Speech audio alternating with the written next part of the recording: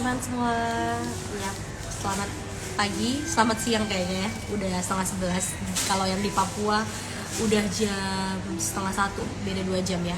Oke, selamat datang di Dikdok Diskusi Karo Dokter episode 143. Pagi hari ini kita tadi terlambat 30 menit lagi ya, karena aku yang minta mundur karena aku tadi malam baru packing dan baru kelar kerjaan, jadi supaya nggak buru-buru, supaya lebih nyantai ngobrolnya, aku minta mundur 30 menit.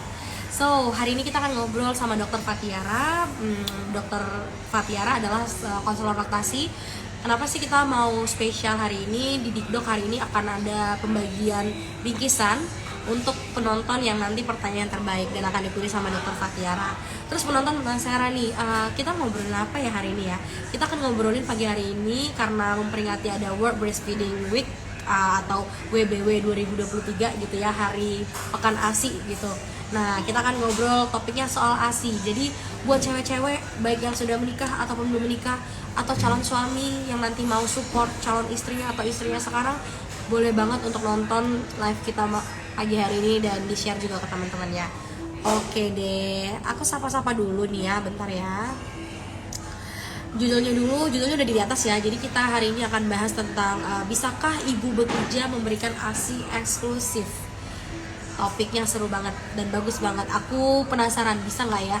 Kalau teman-teman yang aku tahu sih kayaknya tetap bisa ya. Cuman mungkin kita akan langsung nanti bahas sama Dokter Tiara. Oke, langsung aja deh aku undang Dokter Tiara kalau gitu.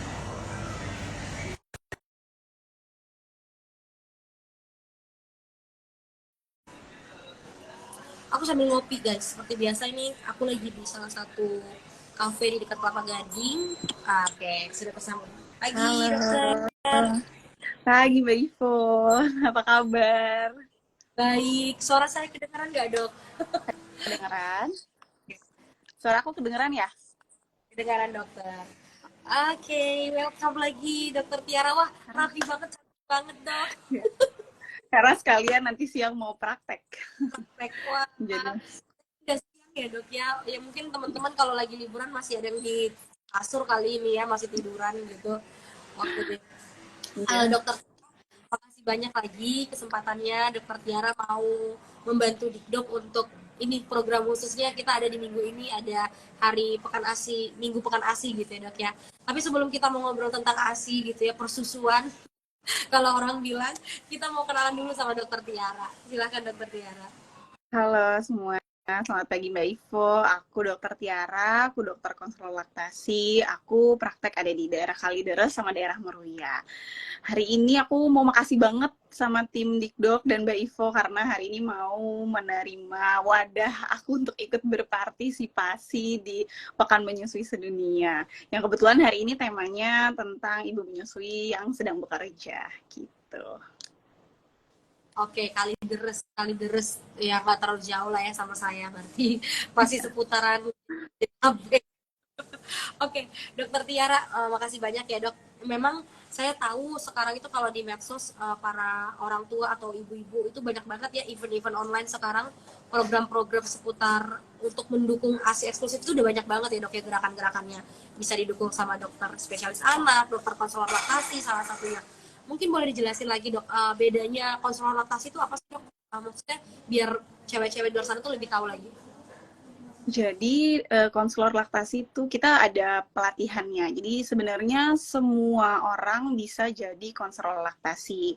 Tapi untuk nanti di konsultannya memang kebanyakan tim medis, dokter umum, dokter spesialis anak. Jadi memang ada pelatihannya beberapa ada ibu-ibu atau misalnya dari bidang gizi atau misalnya perawat, bidan, itu juga mereka bisa jadi konselor laktasi. Memang ada pelatihannya di Indonesia, ada pelatihannya pelatihan WHO selama 40 jam, habis itu ada pelatihan manajemen laktasinya, kemudian baru bisa dinyatakan sebagai konselor laktasi atau konselor menyusui.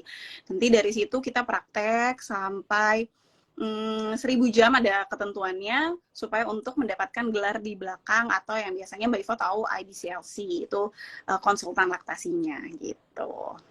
Oke, berarti memang tambahan pelatihan ya dok ya, maksudnya ada tambahan secara teori ataupun praktek, sehingga dokter dan teman-teman yang lain mungkin yang mendapatkan titel konselor laktasi ini. Oke, menarik banget dok, ini konselor laktasi. Saya tahu teman-teman saya yang udah punya 2 anak gitu ya, atau lebih dari 1 anak, itu kayak masih apa ya, selalu jadi pertanyaan dok seputar ASI. Tapi topik kita pagi hari ini tentang bisakah ibu bekerja memberikan ASI eksklusif. Jujur, saya pun nanti kalau misalnya sudah menikah dan sudah punya anak, saya ingin tetap bekerja dok.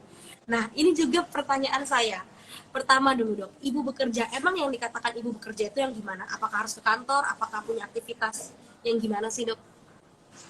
Ibu bekerja tuh biasanya kalau di Indonesia tuh dikelompokkannya ibu yang ada aktivitas lain selain rumah tangga ya.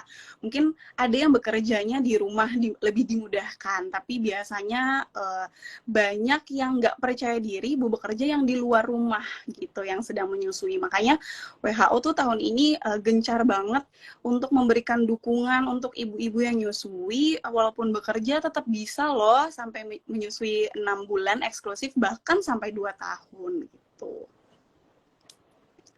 Oke, berarti ya kalau di sekarang kan ya peraturan pemerintah juga kalau untuk yang bekerja kita dapat cuti 3 bulan ya dok ya.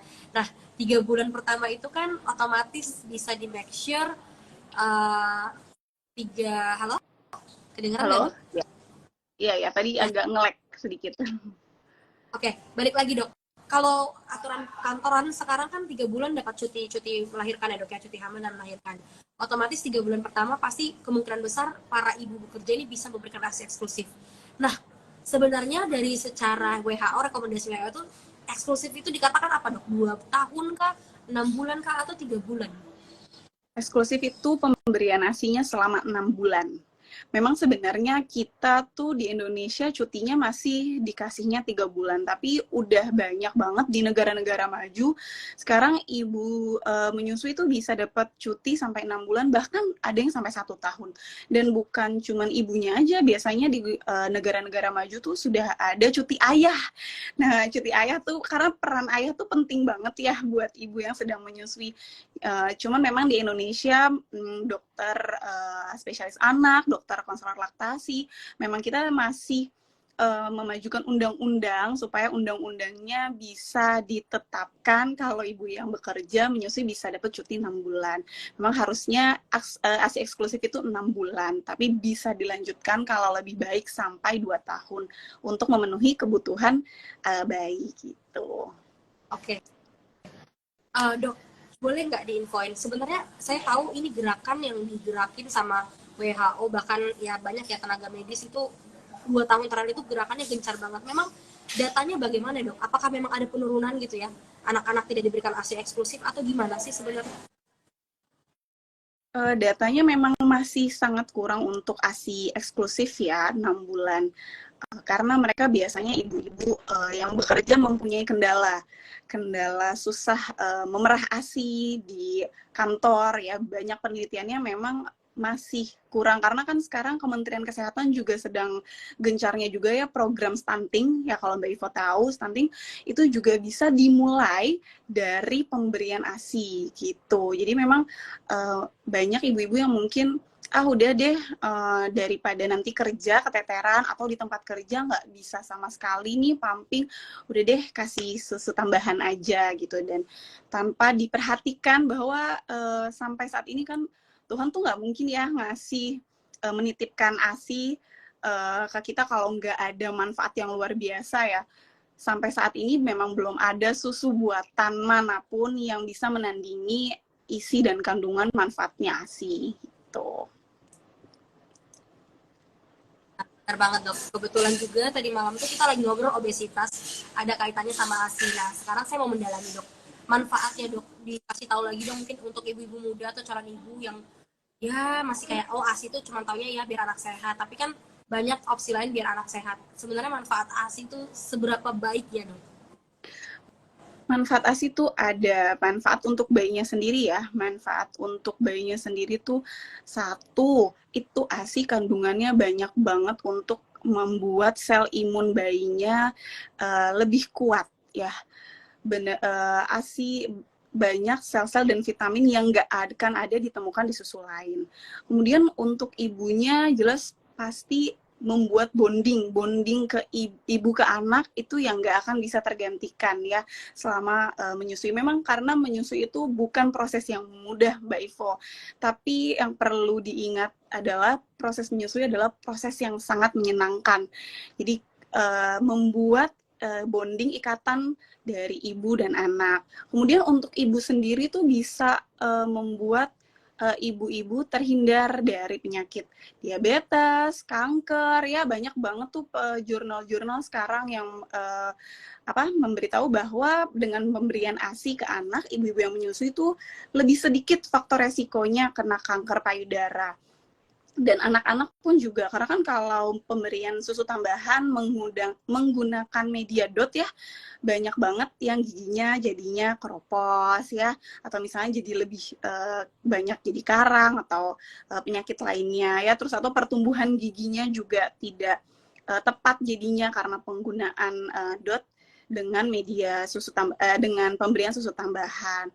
Kemudian untuk faktor ekonomi keluarga tuh itu bisa save uang sekali loh, karena ASI itu gratis ada di payudara ibu tanpa harus beli keluar menyisihkan gaji setiap bulannya untuk beli susu tambahan gitu. Jadi benar-benar ASI itu yang jelas memang tidak akan ada yang bisa menyamakan kandungan ASI, karena beberapa penelitian anak-anak yang diberikan ASI eksklusif itu imunitasnya jauh lebih baik, jarang terserang sakit ya, tentunya ditambah dengan pemberian vaksinasi ya.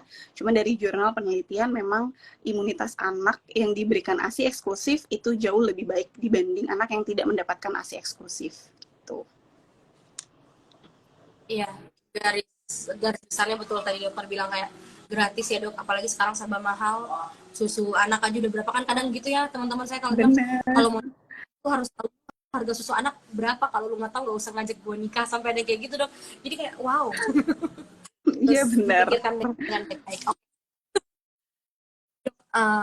Kan kayaknya memang sekarang itu apa ya, campaign kalau ibu bekerja itu harus lebih apa ya, lebih effort lagi untuk memberikan ASI eksklusif. Nah kita langsung masuk dok, sebenarnya bisa nggak sih dok ibu bekerja itu memberikan ASI eksklusif?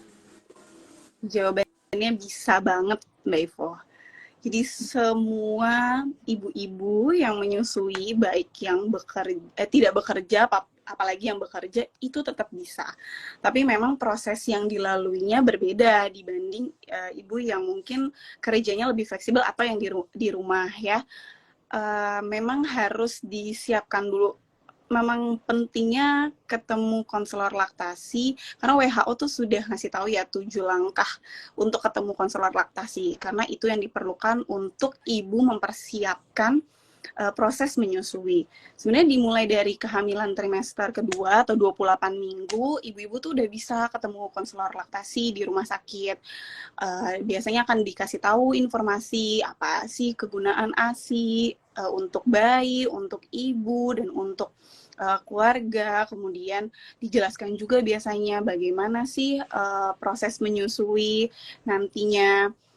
Kemudian pada ibu yang bekerja memang harus ekstra.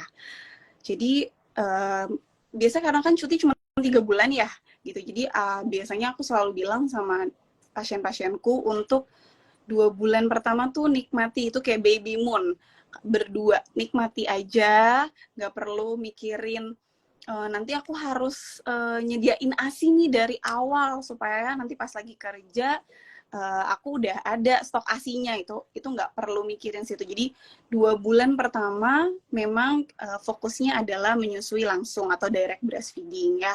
Kalau memang tidak ada kendala yang signifikan, maksudnya tidak ada kendala pada saat proses menyusuinya, nggak ada kendala puting lecet, yang perlu dipersiapkan pada ibu bekerja adalah H-1 bulan sebelum balik bekerja gitu. Jadi H-1 bulan sebelum ibu bekerja, silahkan ibu ketemu dokter konselor laktasi terdekat untuk mempersiapkan aja sih yang harus kita siapkan sebelum memulai kerja. Karena 2 bulan pertama kita nyusuin langsung 24 jam ibaratnya sama bayi, begitu mau nanti bekerja nggak bisa langsung kebiasaan tersebut berubah instan. Pasti nanti akan ada, dok anak saya nggak mau nyusu, anak saya maunya sama saya terus, anak saya jadinya rewel terus gitu. Makanya aku selalu saranin, yuk sebulan sebelumnya datang konsul dulu nih ke dokter laktasi. Terus ngapain dok? Datang sebulan itu apa sih dok yang dipersiapin? Datang ketemu dokter laktasi bukan cuma sendiri, tapi bawa pendamping atau pengasuh yang rencananya nanti pada saat kita bekerja nih, anak kita dititipinnya sama siapa? Misalnya ibu-ibu nitipinnya sama mertuanya atau neneknya, bawa neneknya, selain suaminya tetap harus ikut ya. Bawa. Kenapa harus dibawa? Karena supaya bisa diajari pendampingnya bagaimana cara nanti pemberian ASI perahnya, karena kan nggak bisa langsung nih nyusuin ke ibunya gitu. Pemberian ASI perah tuh bisa dengan yang lain ya. Kita tuh nggak pernah pemberian dot itu efek sampingnya adalah jadinya bingung puting. Kedengeran ya Mbak Ivo? Soalnya gini kok agak loading, kedengeran ya? Oke. Jadinya bingung puting. Makanya gunanya adalah membawa supaya pendampingnya juga ikut belajar. Karena nanti pada pemberian ASI perah itu kan yang memberikan pendampingnya atau pengasuhnya yang di rumah, bukan ibu bekerja, bukan ibu yang menyusuinya. Jadi supaya yang mendampingi juga tahu bagaimana caranya. Kadang ada ibu-ibu yang, aduh dok baru dicoba 1 hari nggak bisa nih gitu. Memang semua butuh proses. Baik lagi yang tadi saya bilang ya, proses menyusui memang tidak mudah. Tapi proses menyusui itu memang menyenangkan. Kita belajar sama-sama. Bukan cuma ibunya yang belajar, tapi bayinya juga belajar kok. Kita harus percaya sama bayi kita sendiri. Mereka tuh pintar, anak kita tuh pintar. Tapi memang butuh proses, jadi kita yang ajarin. Jadi pemberian dengan cup feeding atau dengan sendok. Diajarinnya dengan itu. Nah, terus ibu juga harus menyiapkan kan apa aja yang harus disiapkan untuk nanti pada saat mau bekerja, mau perahnya bagaimana. Ibu mau memilih pemerah pakai ASI, pakai tangan saja atau mau menggunakan alat pumping. Sekarang kan udah banyak banget tuh pumping elektrik ya. Ada pumping manual, ada pumping elektrik. Jadi memilih pumping pun juga harus diperhatikan dengan pemilihan pumping diameternya disesuaikan dengan diameter putingnya, karena kalau nggak sesuai itu biasanya jadinya lecet, jadinya sakit, jadinya akhirnya menjadi kendala dalam menyusui. Gitu. Biasanya itu sebulan pertama, jadi sebulan sebelum balik bekerja datang dulu ke dokter laktasi, dok bulan depan saya mau bekerja, yuk kita siapin. Yang disiapin bukan hanya ibunya tapi pendampingnya dan bayinya juga ya, jadi semua sama-sama belajar. Ibu harus punya mental dan menguatkan mindset bahwa walaupun saya bekerja, saya tetap bisa memberikan ASI eksklusif, bahkan bisa memberikan sampai 2 tahun. Dulu sedikit curhat sebentar ya Mbak Ivo, dulu pas aku kerja itu aku tuh lagi COVID tinggi-tingginya. 6 bulan, aku cuman ada di otak 6 bulan pertama aja deh, yang penting anak aku dapet ASI eksklusif gitu. Aku persiapkan, walaupun memang ribet rasanya ya, kita harus pilih pumping, ada pumping yang coba ini nggak cocok, coba lagi yang lain ya, cari yang mana yang enaknya, terus ketemu dokter laktasi juga, harus apa-apa aja yang dipersiapkan, karena aku kepengen anak aku tetap bisa nyusu sama aku, biar dia nggak bingung puting, aku nggak mau pakai dot. Itu benar-benar tergantung dari mindset ibunya dulu, ibunya mau atau enggak. Karena kalau ibunya mau, insya Allah bisa. Bayi kita pun juga pasti akan bisa, karena kitanya menyiapkan mental untuk mau menyusui sampai 6 bulan. Tuh. Nah, nanti kalau misalnya udah tahu nih pumping yang cocok ini, terus pendampingnya juga sudah diajarin ya, cara pemberian ASI perahnya. Nah, nanti biasanya 2 minggu kalau memang diperlukan ketemu lagi sama dokter laktasi untuk evaluasi bagaimana anak minum ASI perahnya, sudah lebih pintar atau tidak. Biasanya pasti lebih pintar, karena memang kan butuh waktu ya. Nah, biasanya aku selalu ingetin sebelum bekerja, siapin nih 1 hari sebelum kerja, Bu, cooler bag-nya, terus abis itu ice pack-nya, jangan lupa udah disiapkan dalam keadaan beku, terus habis itu alat pumpingnya sudah harus dalam keadaan steril. Gak usah ngemikir nanti harus dapat banyak banget biar anak aku nggak kekurangan ASI. Percaya Bu bahwa semua payudara ibu itu pasti menghasilkan ASI yang cukup buat anaknya gitu. Jadi persiapkan juga tuh kantong ASI atau botol ASInya ditandain ya, ditandain tanggal berapa, jam berapa, supaya bisa menentukan penyimpanan ASI perahnya gitu. Oke, oke. Suka banget tadi dokter bilang kayak, oh ternyata persiapan yang paling penting itu apalagi kalau kita dapat cuti 3 bulan, sebulan sebelum balik ke kerja lagi nih, para ibu-ibu yang bekerja punya office hour ya di luar, apalagi di luar rumah, sebaiknya memang sudah harus berkonsultasi dengan konselor laktasi dan membawa, ini yang paling penting ya dok, dan membawa seseorang yang nanti akan diberi tanggung jawab untuk membantu memberikan ASI eksklusifnya sebagai perantara. Oke, menarik ya dok ya.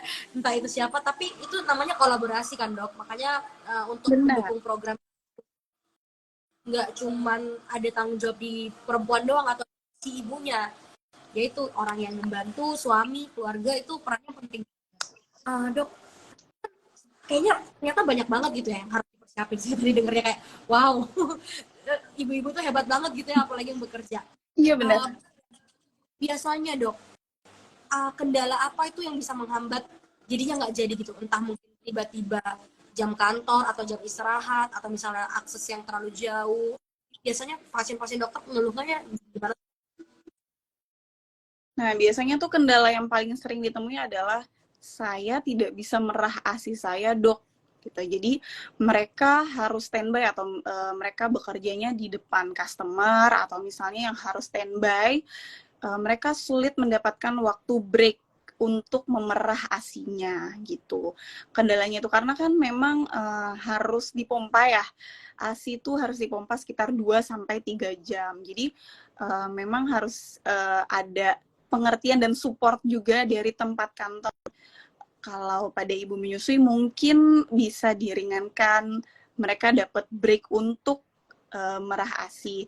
Kalau biasanya sih beberapa kantor mungkin ada yang fleksibel ya, tapi ada juga yang kalau customer service ya 20 mereka harus standby gitu di depan, biasanya agak sulit. Tapi aku selalu bilang kamu harus kasih tahu ke tempat kerja bahwa Pak, Bu, saya sedang menyusui, bolehkah saya break untuk 3 jam untuk memerah ASI. Jadi kasih tahu bahwa kalau ibu ini saya tuh kepengen banget loh Bu, Pak, untuk saya bisa memberikan ASI eksklusif gitu. Karena kalau di lingkungan kerja, kayak di lingkungan kerja aku ya, kita udah sama-sama tahu atau mungkin nggak perlu ngomong sama atasan kita, cuman kita udah sama-sama tahu sesama teman. Ini waktunya gue pumping nih, tolong ya lo dulu deh, nanti gue break dulu sebentar, abis itu nanti udah selesai pumping gue balik. Karena harus ada pengosongan ASI 2-3 jam, karena kalau enggak, selain membuat payudara si ibu ini bengkak, lama-lama produksi ASINya akhirnya akan menurun.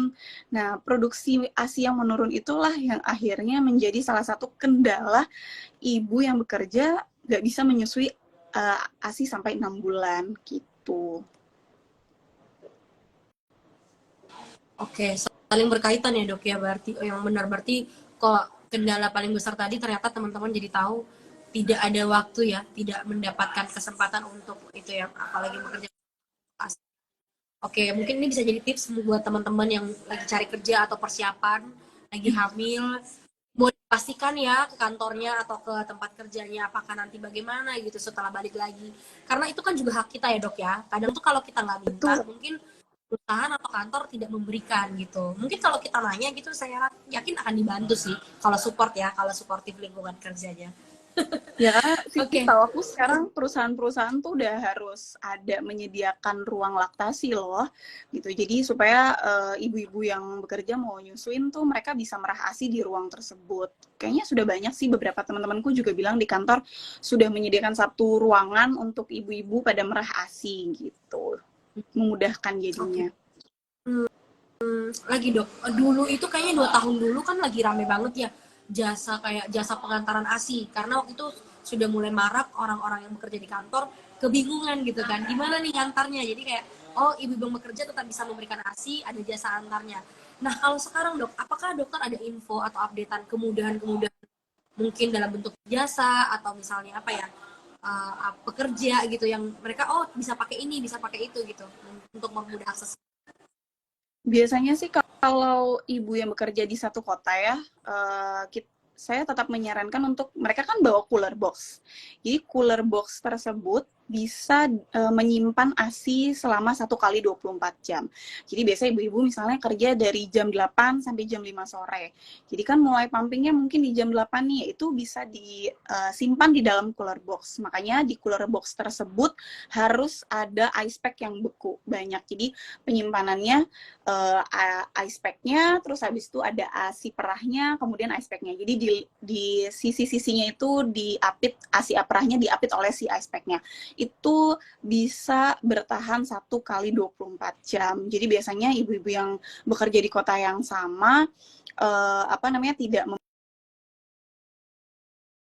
mungkin kalau di luar kota, beberapa waktu itu aku pernah dengar cerita dari temanku, ibu itu akhirnya dia mengirim di pesawat. Jadi ada jasa dari pesawat bilang bahwa ini kargo ya, dari kargo pesawatnya ini ASI yang mau dihantarkan. Jadi dari ASI yang hari ini dia pampir, besokannya dia kirim ke anaknya. Jadi walaupun jauh dia tetap bisa ngirim itu.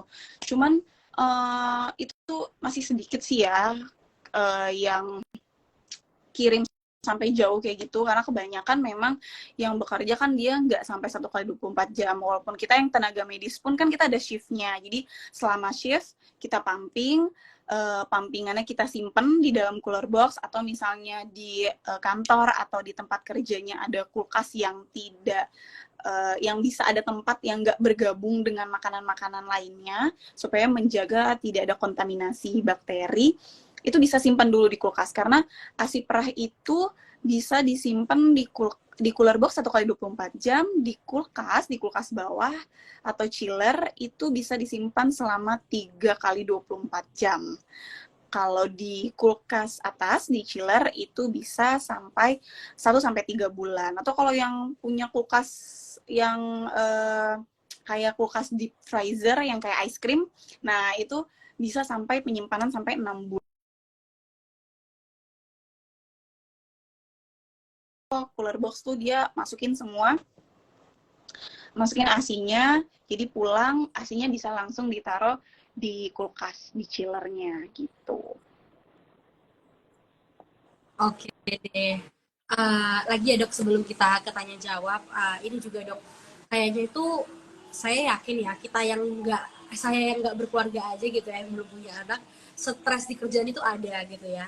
Stres mikirin hal pribadi juga ada. Nah jadi dokter boleh di-sharing nggak? Biar teman-teman yang nonton ini mungkin dia temennya atau saudaranya atau keluarganya. Apa sih yang biasanya dirasakan perempuan saat ingin memberikan ASI eksklusif tapi dia juga bekerja? Gitu biar kita lebih apa ya toleransi biar lebih pengertian gitu dok. Iya, jadi memang biasanya kita yang menyusui itu memang membutuhkan sekali support dari tempat kerja.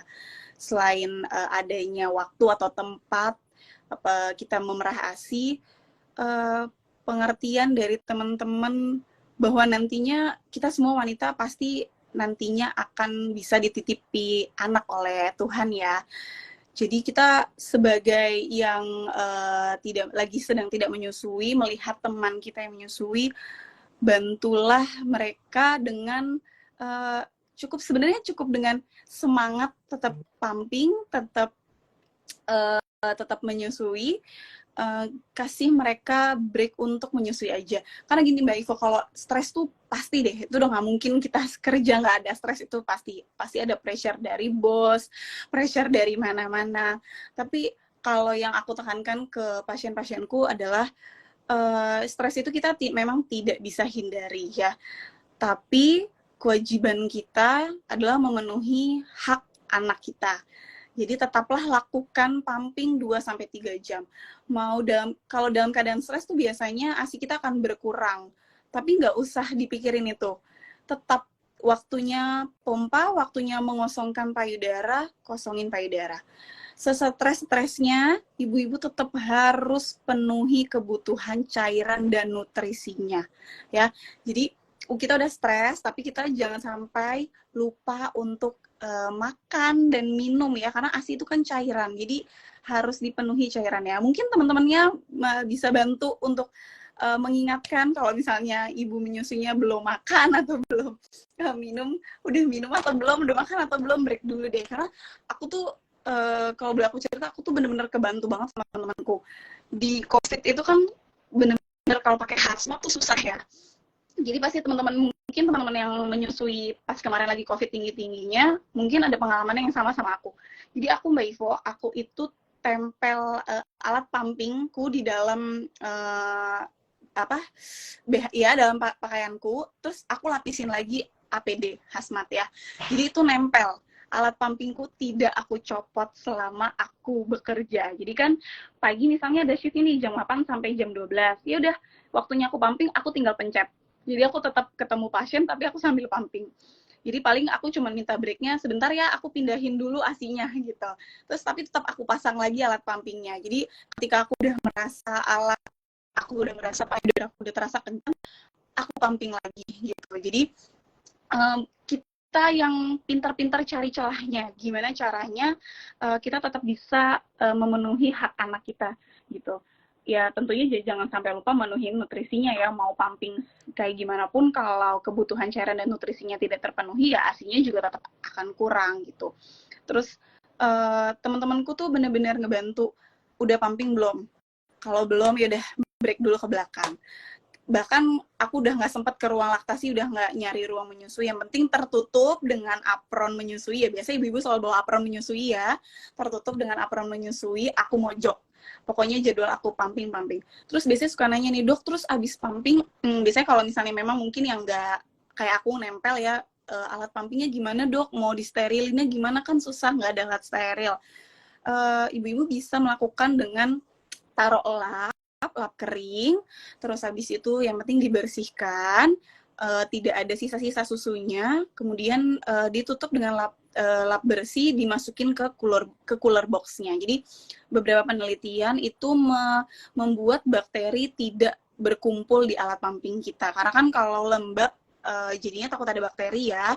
Jadi kalau misalnya di tempat kerja nggak ada alat steril atau lagi ribet buat masak air panas dulu buat dicelup, buat sterilin, cukup dengan keringkan dulu alat pumpingnya sampai sudah bersih, nggak ada sisa-sisa ASI-nya, kemudian bisa ditutup dengan kain yang bersih, lalu masukkan ke cooler box-nya di tempat yang dingin gitu. Jadi itu membantu sekali untuk menahan supaya tidak ada kuman yang berkembang biak di alat pumping tersebut. Kita memang lebih bagusnya sih dibersihin, direndam dengan air panas yang udah mendidih, direndam, habis itu disterilin lagi, itu lebih bagus. Cuman kan kalau yang di kantor, nggak kerja di tempat medis, mungkin kan nggak ada ya alat steril, jadi nggak bisa minjem alat steril pun juga nggak bisa.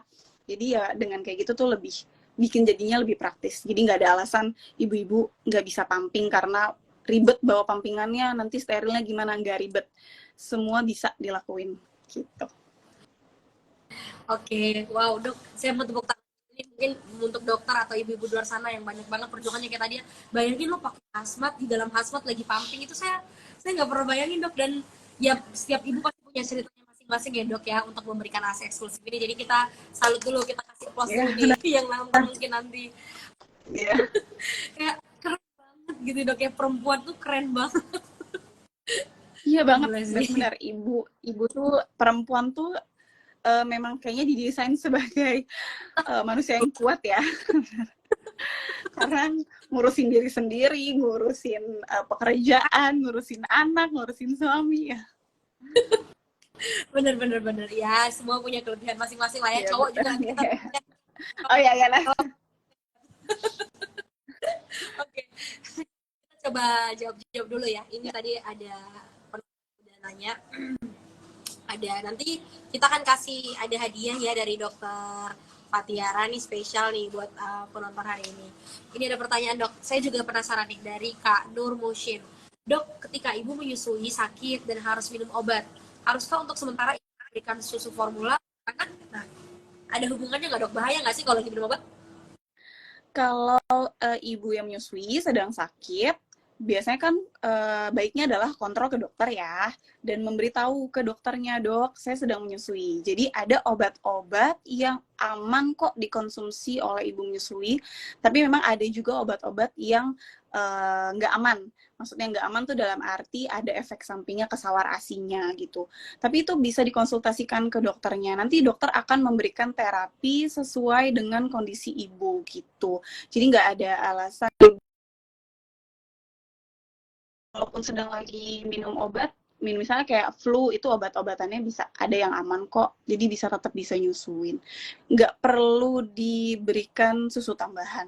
Selama ibunya masih punya asinya, tetap berikan. Kalau ibunya memang punya stok asi yang kemarin, itu bisa diberikan dulu kalau memang merasa asinya sedikit sekali karena lagi sakit, atau misalnya lagi capek sekali, lemas sekali, susah untuk memberikan ASI atau susah pada saat pumping, bisa berikan dulu ASI perah yang kemarin. Karena kan prinsipnya adalah sebenarnya pemberian ASI perah adalah leave last in first out. Jadi memang kalau ibu-ibu yang memerah ASI, tetap yang didahulukan adalah ASI yang terbaru dibanding ASI yang kemarin. Jadi misalnya kebutuhan bayinya sehari 400 mili pada saat ditinggal.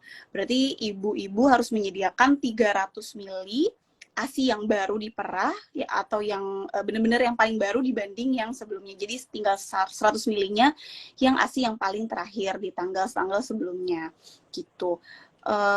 Jadi kalau misalnya lagi sakit, tanyakan dulu, kasih tahu ke dokternya, dok, saya sedang menyusui, amankah obat ini kalau saya tetap melakukan menyusu ke anak saya, gitu.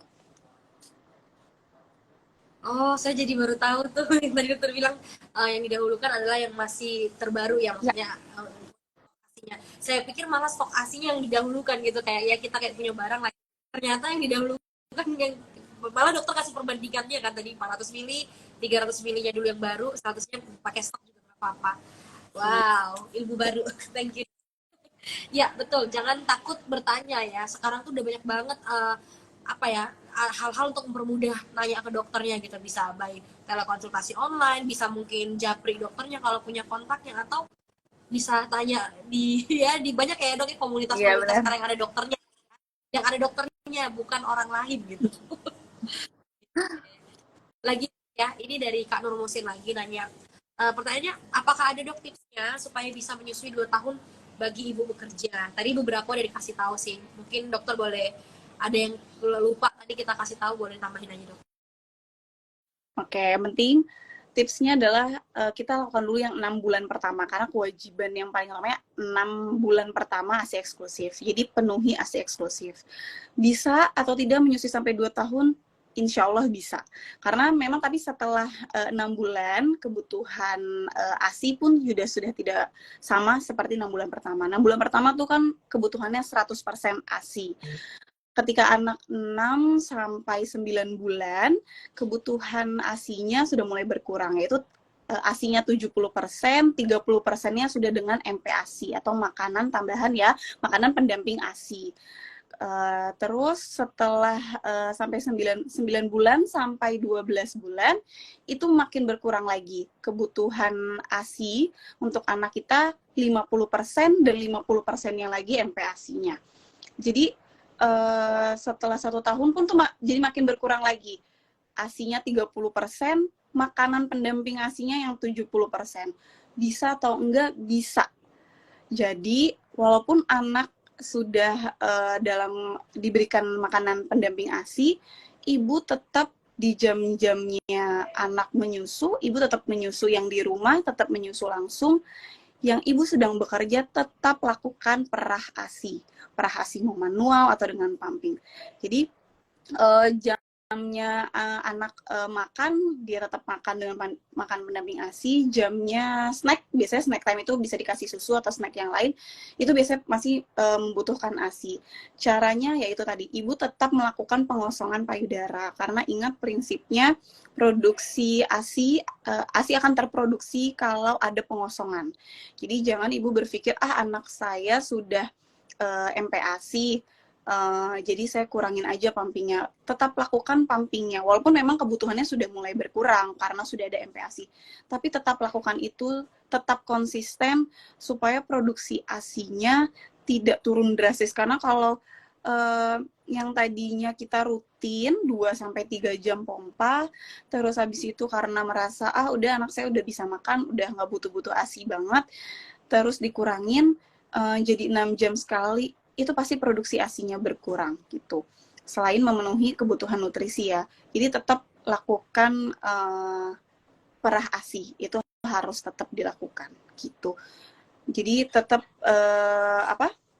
bisa juga bahkan sampai ada yang menyusui sampai lebih dari 2 tahun loh gitu. Jadi malam kalau ibu udah bekerja bukan berarti malam nggak menyusui langsung ya. Jadi targetnya adalah kan kita memerah ASI pada saat kita tidak bersama dengan bayi.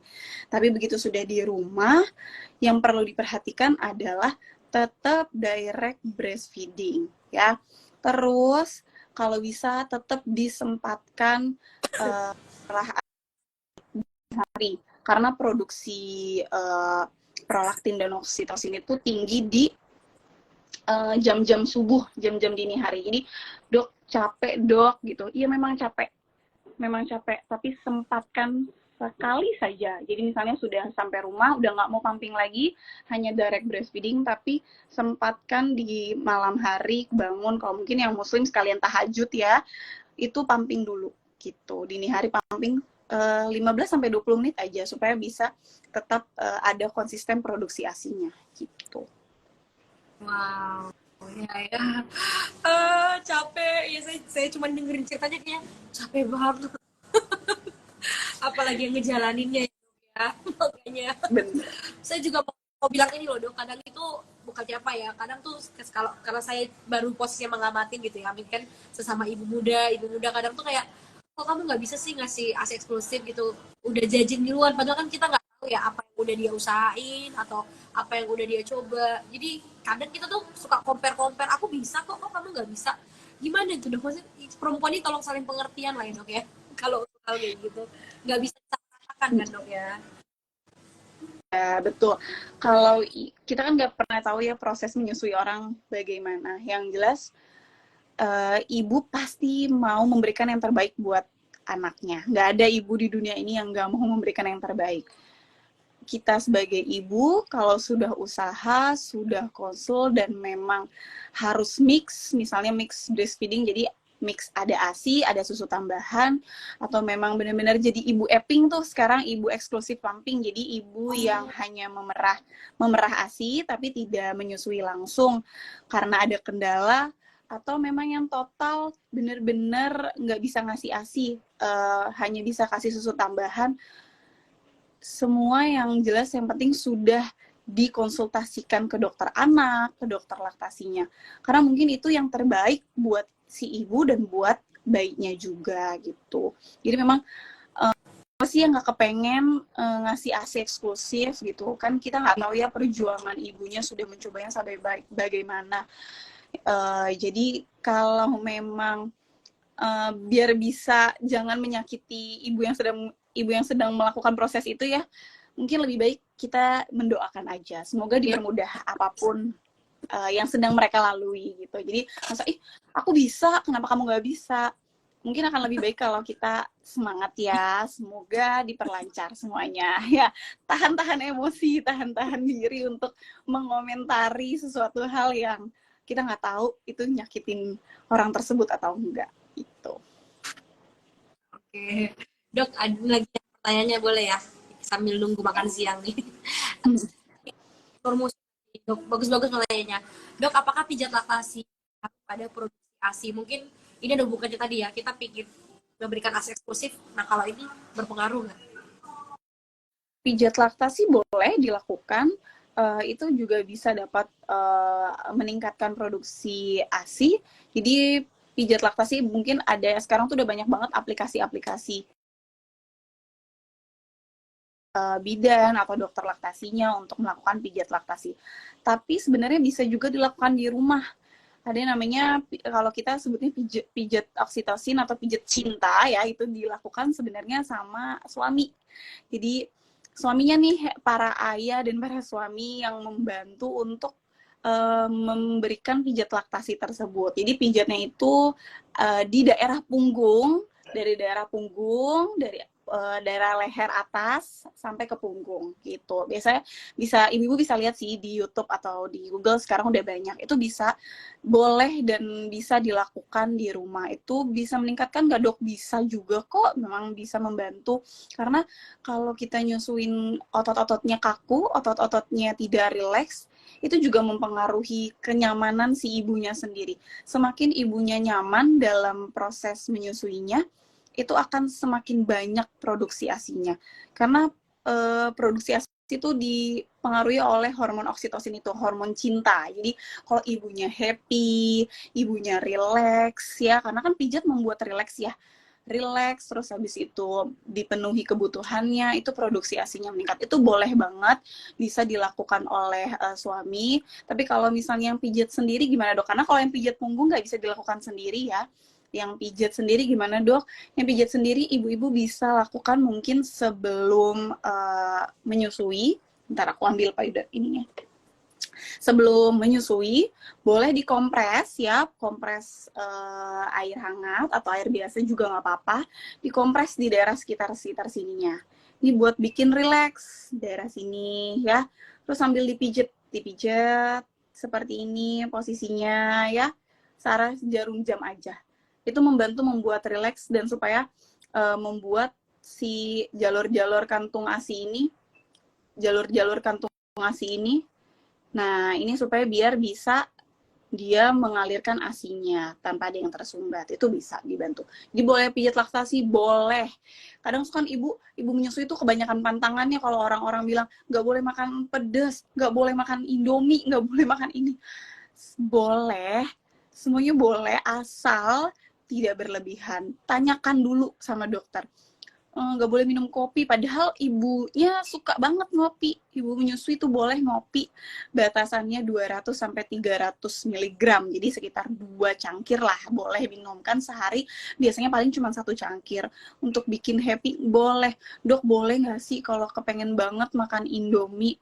Boleh, silahkan ya.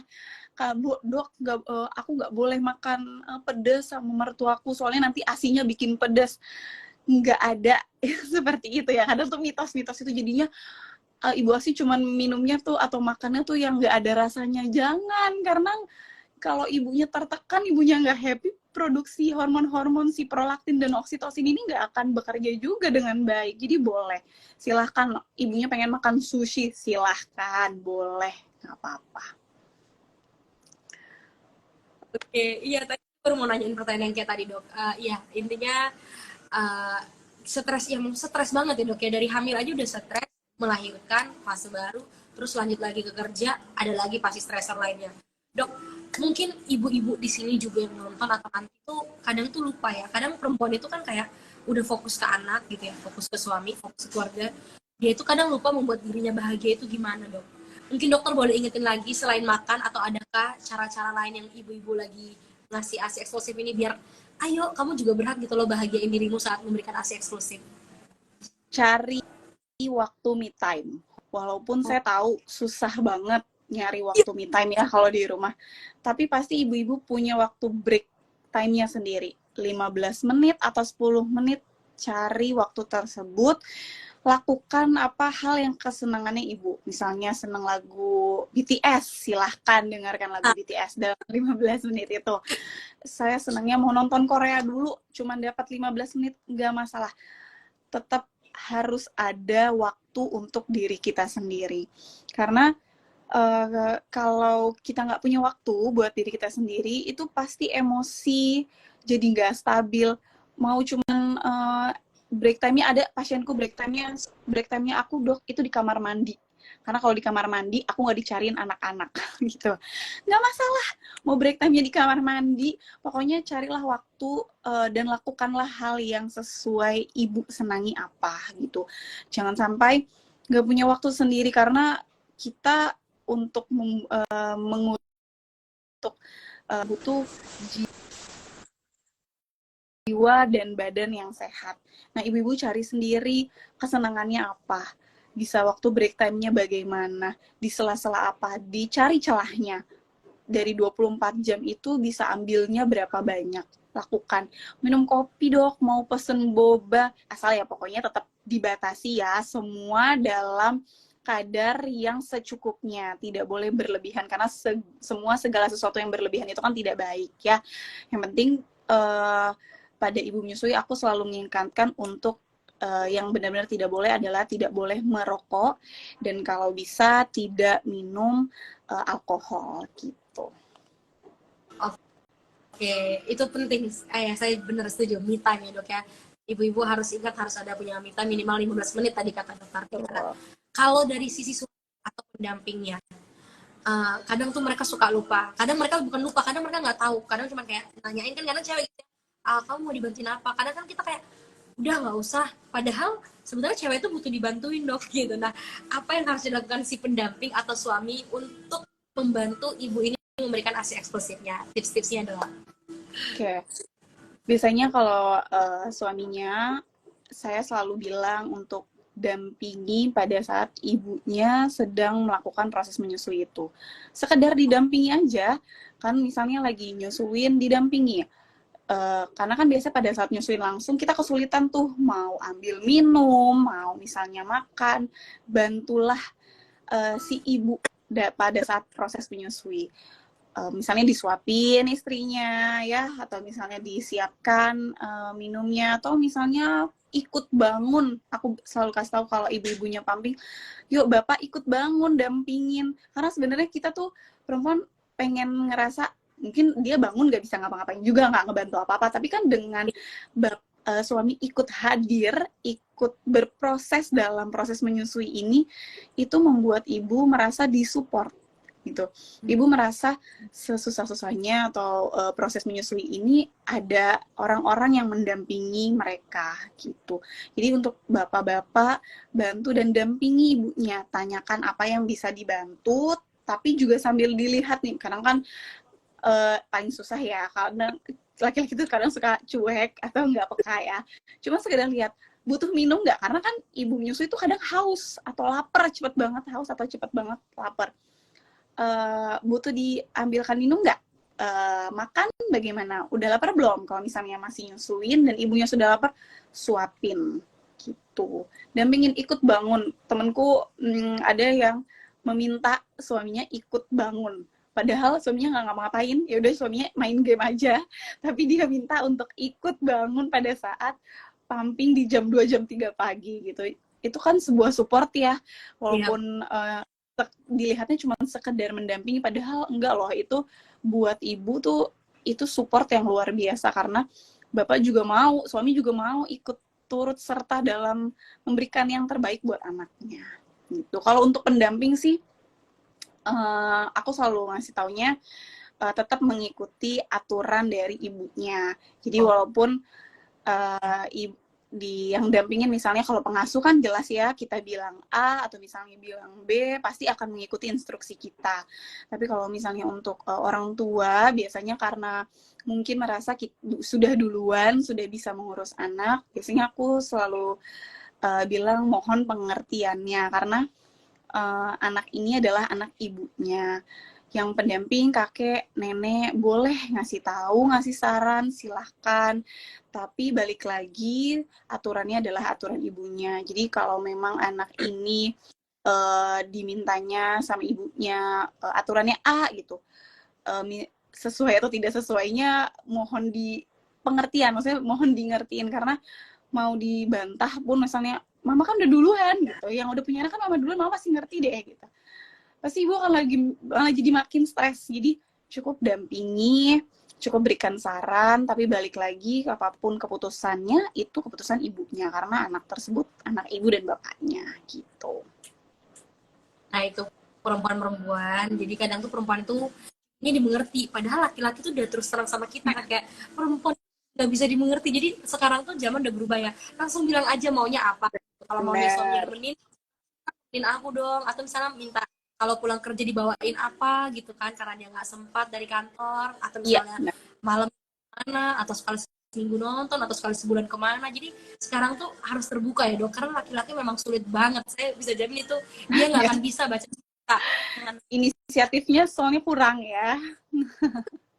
karena kita emang sulit mengerti dok. Jadi saya wajar sih kalau mereka kayak, ya mereka kayak mendebak-debak juga takutnya salah ya, mendingan kita langsung kasih tahu aja. Nah, Benar sih ya. terakhir dok, soal judulnya kan ibu bekerja gitu. Nah, untuk saya mungkin sebagai rekan kerja nanti kalau saya punya rekan-rekan yang sedang menyusui gitu kan, apa sih yang bisa kita kasih ke mereka selain semangat gitu tipsnya? Mungkin biar kita lebih peka aja. Mungkin ada tanda-tanda, oh kalau kayak gini biasanya dia mau ini gitu. Biar kita juga support orang-orang di lingkungan kantor kita.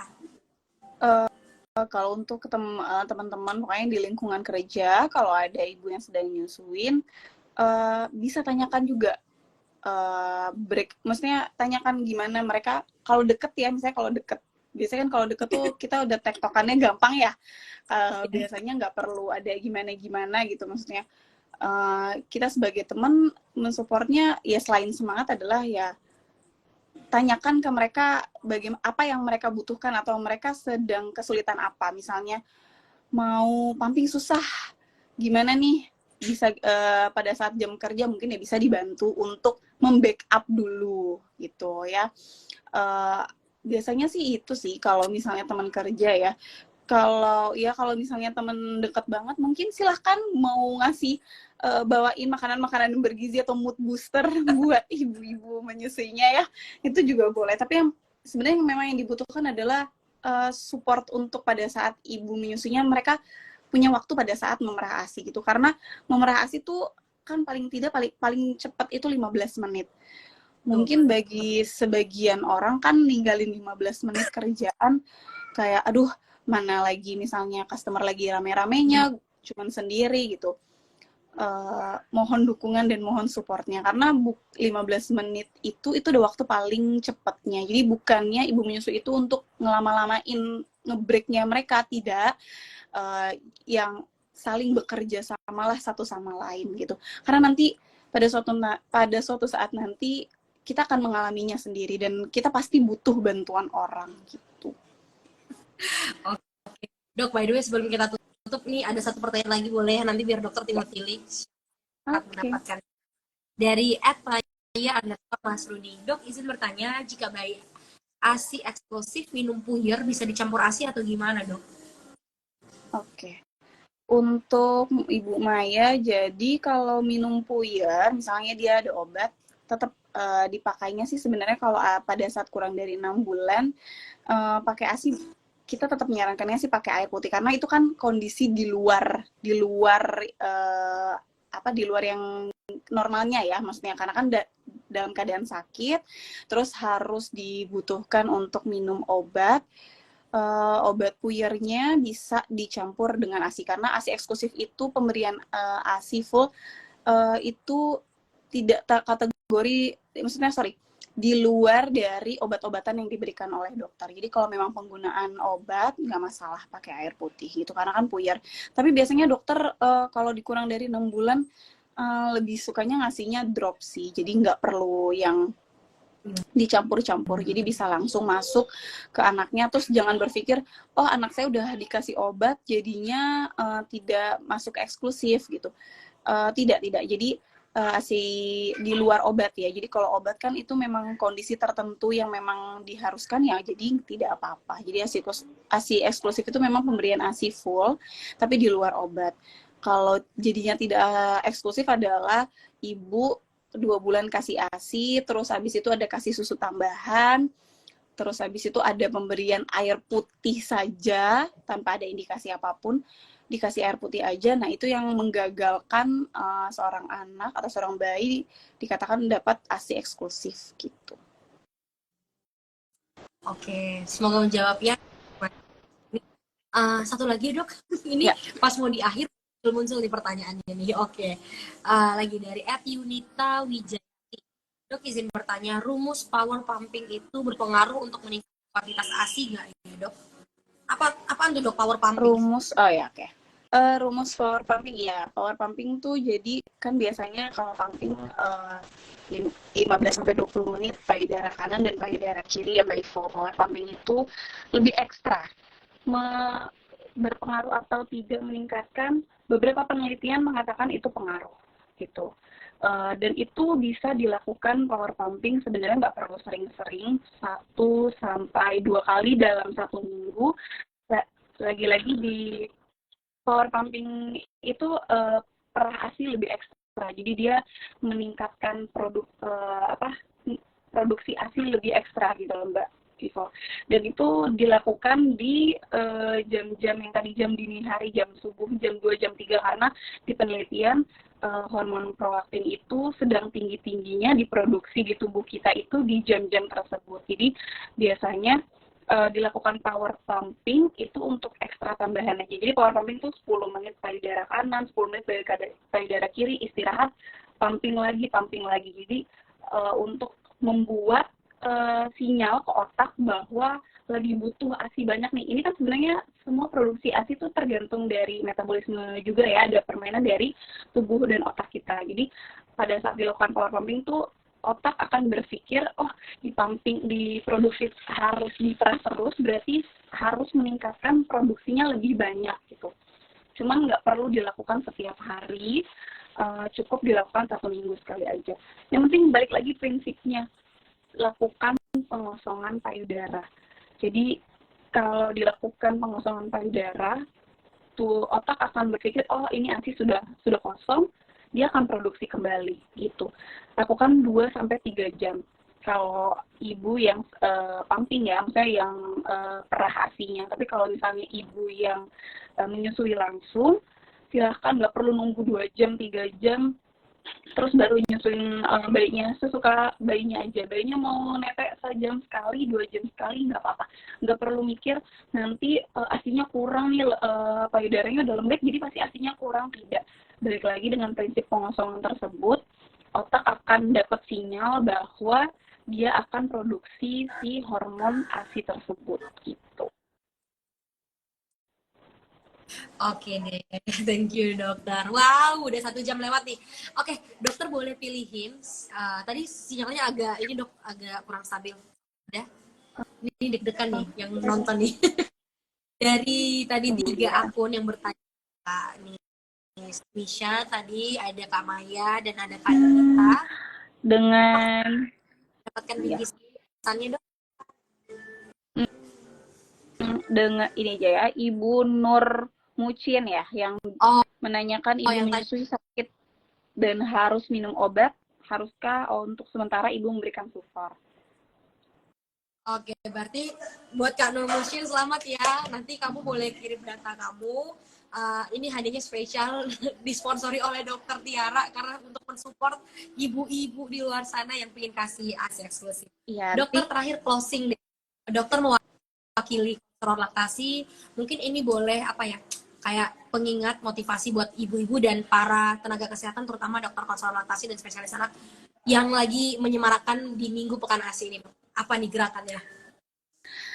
Ayo teman-teman, ibu-ibu yang menyusui, semangat dalam memenuhi hak ASI, karena semua tercantum di kitab manapun ya, Al-Quran, Alkitab, kitab Weda, di kitab Buddha, semua tercantum bahwa ibu punya kewajiban untuk memberikan hak anaknya, yaitu salah satunya adalah memberikan ASI. Dan buat teman-teman yang sedang menyusui, punya kendala, ataupun merasa capek, tetap semangat, karena di balik capek itu nanti ibu akan merasakan jangka panjangnya. Dengan ASI, anak yang diberikan ASI, anak jauh lebih imunnya lebih bagus, lebih kuat. Dan untuk teman-teman yang menyusui yang sedang bekerja, jangan patah semangat. Kalian tetap bisa memenuhi hak ASI, dan kalaupun memang ada kendala, silahkan temui ahlinya. Kalau teman-teman ibu-ibu di sini bingung nyari konselor laktasinya bagaimana, kami itu ada ikatan konselor menyusui Indonesia, ada di Instagramnya, silahkan ibu-ibu cek, dicari di daerahnya ibu masing-masing, konselornya paling terdekat bagaimana. Jadi kalau memang sudah stres, ada kendala, silahkan temukan ahlinya, supaya tetap bisa melakukan memberikan ASI ya. Buat teman-teman jangan berpikir ASINya kurang langsung patah semangat kasih susu tambahan. Percaya bahwa Tuhan sudah menitipkan ke kita, pasti itu bisa kita penuhi untuk anak gitu. Oke deh, wow, thank you dokter. Dan saya tambahin ya dok ya, mungkin buat perempuan yang lagi berjuang untuk program kehamilan atau yang berjuang sekarang untuk asinya gitu kan, kayak struggle banget. Saya tahu, saya pernah lihat teman saya begitu stres dan begitu pengen sabar, maksudnya tetap coba, dan kalau memang ada ngobrol sama dia gitu pas solusinya, jangan dicari gitu, cari bantuan. Ya, betul. Oh, dinikmati prosesnya, walaupun prosesnya dinikmati prosesnya, karena berbeda, nggak bisa kita bandingin, pokoknya nikmati prosesnya. Betul. Oke, dokter Tiara, makasih banyak, kita udah sejam ngobrol. Semoga di tahun ini, ASI 2023 ini, apa ya, nanti harapannya tahun depan udah banyak nih angka ibu-ibu bekerja yang memberikan ASI eksklusif. Iya, betul. Harapannya ke depannya ibu-ibu yang sedang bekerja sudah tidak kesulitan lagi di tempat kerja.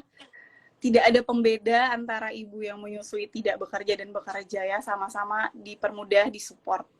Karena udah banyak sekarang ruang publik yang bisa buat menyusui. Didukung dan disupport ya. Ya dok ya. Oke deh, dokter Tiara, makasih banyak. Kita mau liburan dulu nih Sabtu Minggu, selamat weekend. Iya, makasih ya Mbak Ivo. Terima kasih ya ibu-ibu semua. Sampai jumpa, happy weekend. Sampai ketemu lagi dokter. Ya, Dadah. dadah.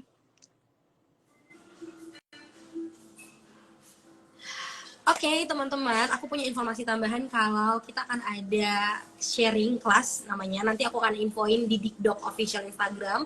Jadi nanti kamu akan dapat kelas khusus untuk ibu-ibu, dan ini adalah influencer mom. Jadi kamu bisa tahu apa sih yang bisa kita bagikan di program influencer mom nanti.